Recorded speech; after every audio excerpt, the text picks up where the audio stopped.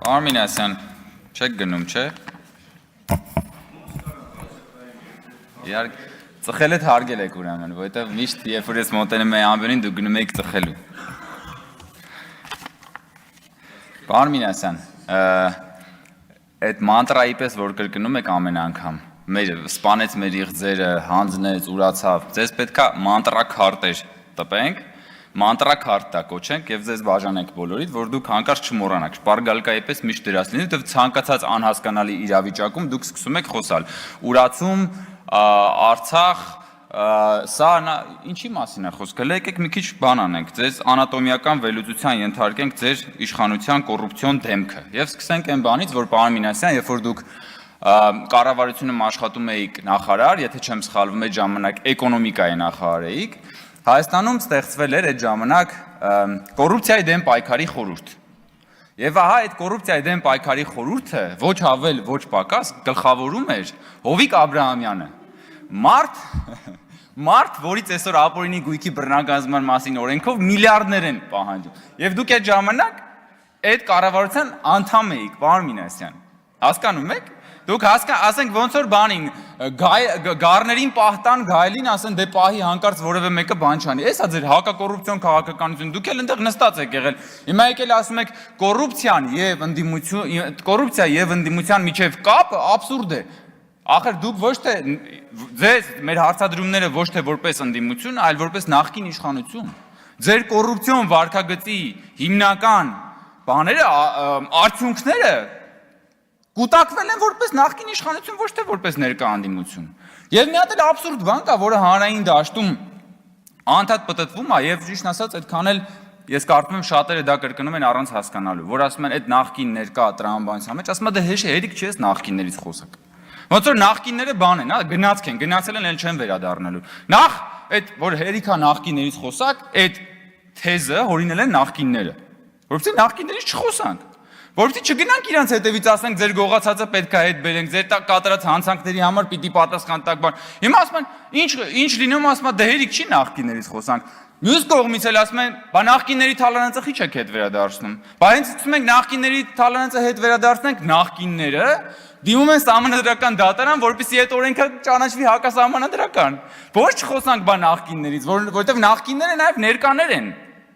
Չեն անցել գնացքի պես անվերադարձ չուկչակ-չարակչակի բան հնչյունների ներքո։ Իրանք կան այստեղ նստած են, այս մարդիկ հիմա պայքարում են դրա դեմ։ Բա դրա մասին է խոսքը, բա Տիկին Լիլիթ Գալստյանը ասում է դեմ է մեր իշխանության մասին է խոսում, ասում է եւ այն դեմ է մեր քաղաքակրթական կոդին, հատուկ շեշտադրում է բանանում այսպես էքսպրեսիայում, քաղաքակրթական կոդին։ Գիտեք որն է ձեր քաղաքակրթական կոդը, Տիկին Գալստյան, ձեր քաղաքակրթական կոդը մի անգամ ասել եմ, մամուլում այդ վերնագրով որ նշվել է Արինոտ տասնամյակն է Ռոբերտ Քոչարյանի կառավարման տարիների։ Տասնյակ քաղաքական սպանությունները հոկտեմբերի 27-ը, մարտի 1-ը Պողոս Պողոսյանը, սա է ձեր քաղաքակրթական կոդը։ Ձեր քաղաքակրթական կոդը բանն է, Գույք Պարտքի դիմաց,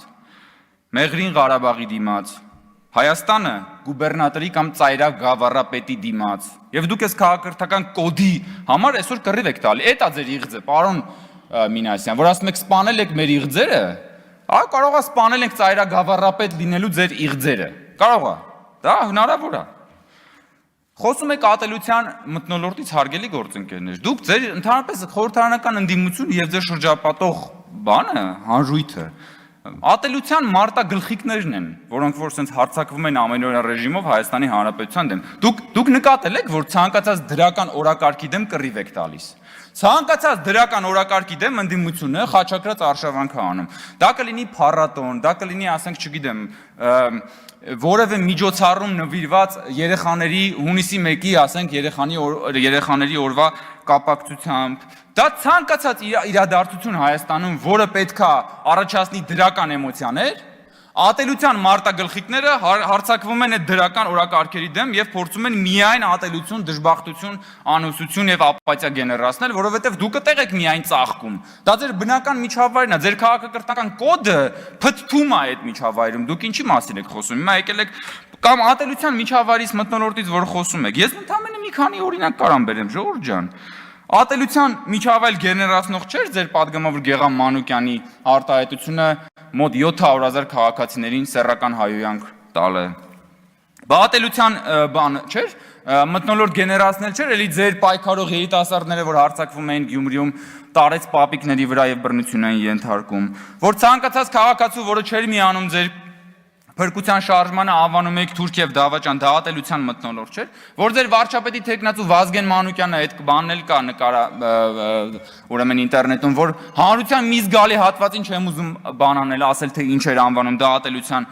մթնոլորտի գեներացում չէր, որ քաղաքացիներին անվանում եք ժեղ դահատելության բան չէր։ Պարոն Մինասյան, երեք ասում եք, ինչու որևէ մեկը չի դատապարտել նախորդ օրը տեղի ունեցած բան եւ հատկապես շեշտադրում եք այդ դատապարտման վրա։ Ձեզանից որևէ մեկը դատապարտել է Վագն Ալեքսանյանի մայրիկի վրա կստմնելի հարձակումը։ Ինչ եք դուք արել այդտեղ։ Ձեր բանը ձերն ինչ էր անում, տերտերը ոնց էր, այն որ կարկուտ անձրև էր քշում։ Դա դուք տեսել եք ինքը ոնց ինչ ցինիկ պահվածքա ցուցաբերել հենց պարոն Ալեքսանյանի մայրիկի նկատմամբ տեղի ունեցած այդ կստմնելի վարքագծի նկատմամբ։ Բա դատապարտել եք դուք դա, թե մի հատ հերթապահ բան եք, նախադասություն եք ասում, հետո բան եք անում, շարունակում եք նույն տրամաբանությունը։ Կամ ասենք ինչ է նշանակում նույն այդ խավարամտության արշավանքը ցանկացած նոր բանի նկատմամբ։ Եթե նկատեք, մեր ընդդիմությունը հիմնականում ագրեսիվ պայքար է մղում ինչպես դրական օրակարգեր, այնպես էլ նոր ինչ-որ հաջողված ռեֆորմների նկատմամբ։ Ասենք օրինակ հատկապես ագրեսիվ են պարեկների նկատմամբ։ Ասում են պարեկները բանով Volvo-ով իրենց գնում են բան, բայց պարեկները չեն կարող ոտով վազելով գնան այդ։ Պարեկները ինչ-որ մեքենայով պետքա գնան։ Դուք պետք է ուրախանաք, որ Հայաստանում պարեկները նոր ժամանակակից էլեկտրամոբիլներով գնում են եւ բան են անում։ Ասում են պարեկները Volvo-ի մեջով գնում են եսի ինչ։ Volvo-ն եք թիրախավորում հիմա էլ։ Ամեն ինչից անցակ անցել եք Volvo-ներին։ Այ քեզ բան, հա Բայց հիմա կասել էի, հա։ Բան եք անում, ամենամեծ իհարկե խաչակրած խավարամտության արշավանքը դա ակադեմիական քաղաքի դեմն է։ Եվ որովհետև հասկանում են, որ այս ակադեմիական քաղաքը որ եղավ, իր վերջնանպատակը այդ խավարամտության բանն ալնելու, խավարամտությունը ջնջելն ալնելու Հայաստանի Հանրապետությունից։ Դրա համար էլ պայքարում են դրա դեմ։ Դրա համար էլ պայքարում են, ոնց որ Դրակուլան խաչից էր բանանում, այսահարվում Դիվահարվել չասեմ, պարոն Մինասյան, որովհետև այդ բառից ոնց որ դուք նեղ սրտում եք։ Այսահարվում, ոնց որ Դրակուլան խաչից էր այսահարվում, դուք էլ այսահարվում եք ակադեմիական քաղաքից, պարեկներից, փառատոններից, լավ բաներից, երեխաների օրվան նվիրված լավ միջոցառումներից, ամանորյա տոնածառից, ցանկացած դրական օրակարգից դուք այսահարվում եք։ Հարգելի գործընկերներ։ Հիմա տեսնեմ ինչ ա մնացել լտակը։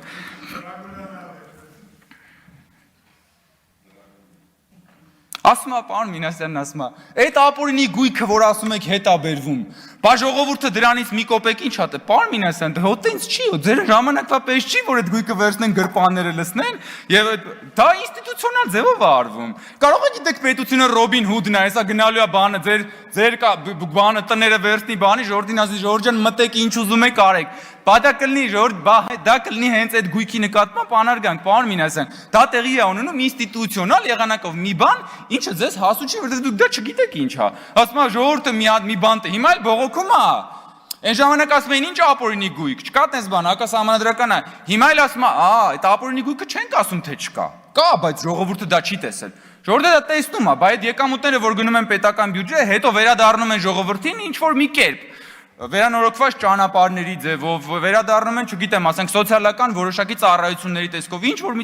միջնորդավորված, պարոն Մինասյան, որովհետև այդ բանը, որովհետև ես հասկանում եմ ձեր իշխանության մենտալիտետը, բա իմ քյարը որն է, որովհետև դուք ուզում եք, որ մարդը իր մեջ կոնկրետ երևույթի մեջ կոնկրետ նյութական քյար տենա, որովհետև ձեր իշխանությունը հիմնված է եղել այդ քյարի վրա, հասկանում եք, մի հատ ասացվածք կա, եթե չեմ սխալվում, ինքը նաև հայկական ասացվածք է, էլի, ասում է աշխարհը դմակ, մարդը դանակ։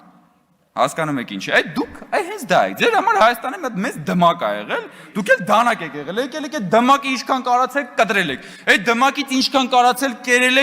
եք, լցրել եք ձեր գրպանները բան, հիմա էլ ասում եք, բա այդ որ հետ եք վերադարձում, բա ժողովուրդը այդ դրանից ինչ որ մի բան ունի թե չէ, իհարկե ունի, ժողովուրդը դա ամբողջը ժողովրդի համար է արվում, ատելության միջավայրից եք խոսում ժողովուրդ ջան, բայց ձեր լրատվամիջոցների, դուք տեսել եք ձեր լրատվամիջոցների ատելության քարոզը բանի նկատմամբ, ընդհանրապես Հայաստանում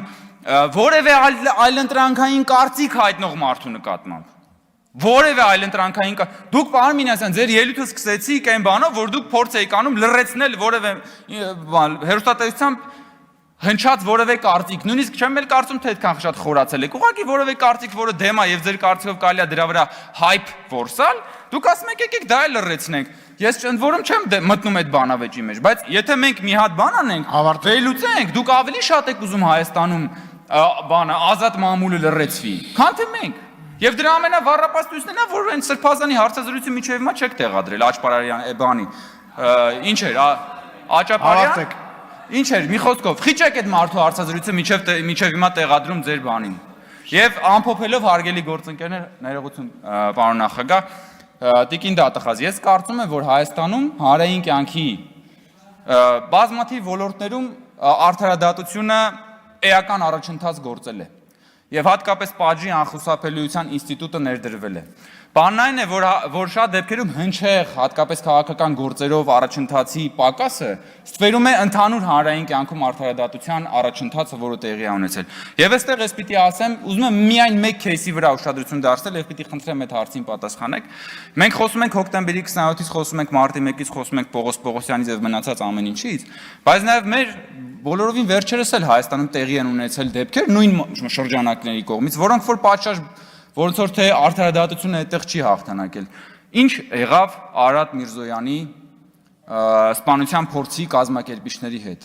Ինչ եղավ, արդարադատության ձեռքերը հասան արդյոք այնտեղ եւ այդ գործը ինչ հետևանք ունեցավ։ Շատ ժամանակ քաղաքացիները, երբ որ մենք խոսում ենք արդարադատության մասին ու խոսում ենք հոկտեմբերի 27-ի մարտի 1-ի ու մնացածի մասին, մեզ ասում են, բա ինչ եղավ Արադ Միրզոյանի հետ կատարվածը։ Ես խնդրում եմ նաև պատասխանել այս հարցին, որովհետև պատժի անխուսափելիության ինստիտուտը պիտի վերաբերի առաջին հերթին հնչեղ քաղաքական գործերին, առաջին հերթին նրանց, ովքեր ունեն ազդեցություն, հետո բնականաբար եւ